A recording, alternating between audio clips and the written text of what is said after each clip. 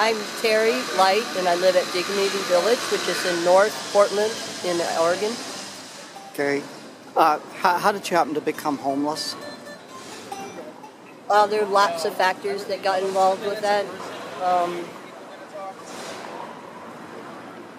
It's a really long story on that one. Oh, that's okay. Yeah. I kind of say I fell off a precarious situation from being a student. That's kind of the closest thing you could say it. And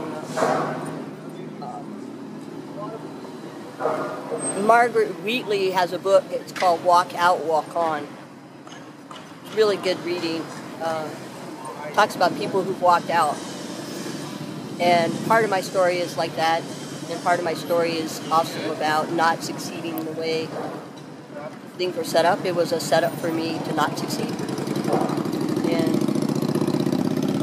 so I've been seeking what can be a better way for us as human beings. What was your life like before you got into Dignity Village? Very stressed. Like Dignity Village, before I was homeless, it was very stressful. And what I did is I traveled with some people for a little while, and I was doing a lot of learning. And a friend of mine died, who committed suicide. And so that brought me back into the urban setting again.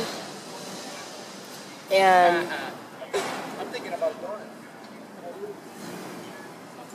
doing it. just a little bit of trying to get back into community from that, and it took a little bit of hard time. And Dignity Village has been the place where I feel like I could start having some kind of stability. So that was a very stable place for me to get back my wherewithal. I am a pretty smart person compared by society standards. I can tell. And I'm also somebody struggling with trying to be a human being. That's something I think our society does poorly in training us. Because we spend so much time with stuff. A house, the rent, the car, the things we're supposed to have so we keep up with the Joneses. And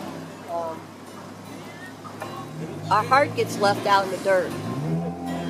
What our hearts and our dreams are. I mean, how many people know what their dreams were when they were 7 years old? How many people can remember?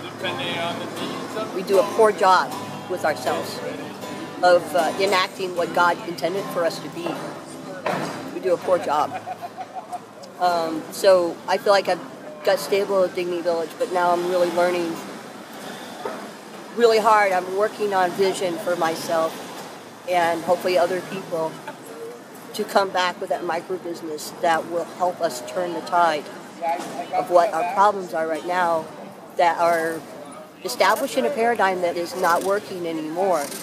And I feel gifted to having a space outside of the structure to look back in on the structure and say, what can we do differently that we can have a heart and we can develop as human beings, or whole human beings. There's a big process there of what kind of human beings do we need to be to take care of the rest of the planet, to be caretakers. So that vision is coming to fruition. And the answer is there is not quite so much an answer, but how to be with each other and listen to each other and help to hear our grief and our despair, and also to hold on to hope.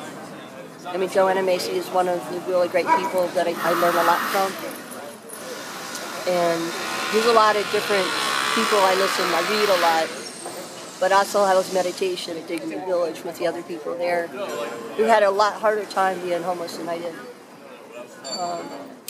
A lot of them have been assaulted on the street.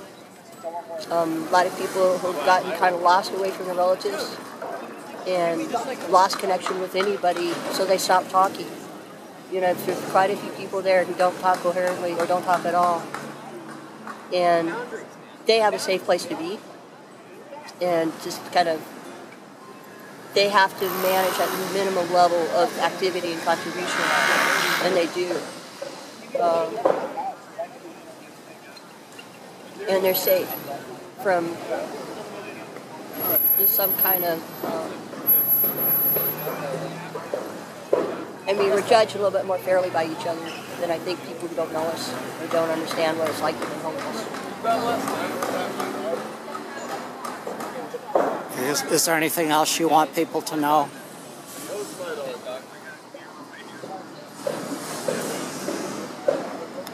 I think it's real important that they are wondering about who homeless people are, if they have an idea about it. Like less than 5% of people who are homeless are the people they actually see. So they're really not, they're making a judgment about people they don't even know. So I challenge them to go have conversations and have several, not just one. And think about how many people, if they take the bus, how many people on the bus are homeless? How do they know that? There are several well-dressed, well-groomed people who are homeless, who take care of themselves, but they live in a car. And you guys, say to people here in Eugene, you have an opportunity to look at people who are taking care of themselves and their families, and they're hidden.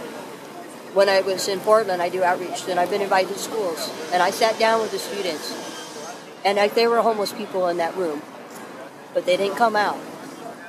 And there were people who knew other people who were homeless, as student to student. And I said, I bet the students could solve that problem if they were asked, because they see it, and their hearts are more open. I don't know what it is that closes our hearts when we get to be old and being in this system, and we believe that's the way things going. I think it's all reflex, a lot of reflex. Like you learn how to drive a car, but there's a lot of complex things in a car. And I think we learn how to drive our life with a lot of things in it. And we lose connection with ourselves and each other in that process. There's an automatic kind of assumptions that we make. And I think the kids could probably do some solving because they don't have those assumptions. They just reach out and they know how to be a friend a little bit easier than a lot of adults. And I think that's the answer. Like, how do we start creating that dialogue? How do we start creating dialogue is a big question. Where are people? And think about it like people are existing in this place so they're ashamed of it. And it isn't their fault. So if they're talking to homeless people and they're seeing this, it's like it's not your fault.